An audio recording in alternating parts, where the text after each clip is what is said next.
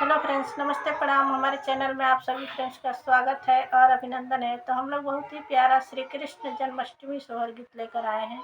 अगर अच्छा लगेगा आप लोगों को तो लाइक शेयर सब्सक्राइब जरूर कीजिएगा और कमेंट बॉक्स में ज़रूर बताइएगा कि ये प्यारा सा सोहर गीत आप लोगों को कैसा लगा। तो चलिए सुनाते हैं। राधे राधे आप सभी को। जय श्री राधे कृष्ण। राधे।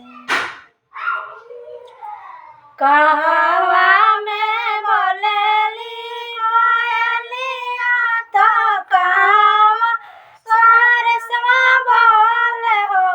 सखी कहवा में कृष्ण जन्म ले महल उठे सोहर हो।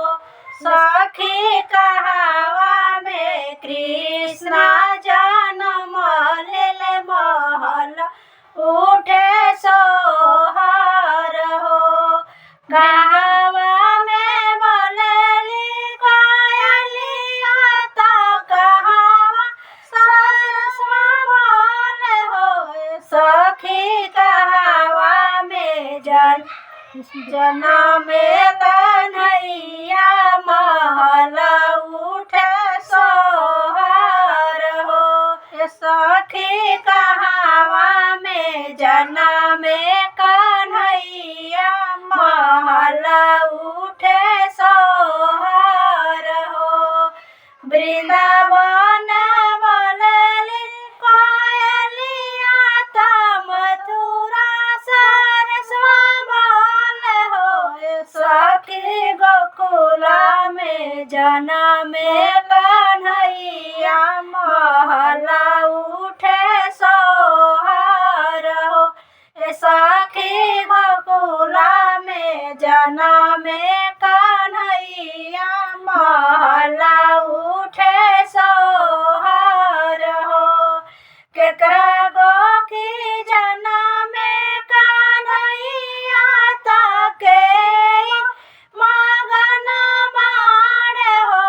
सखी केकरा घरे बाजेला बधैया महल उठे सोहर हो।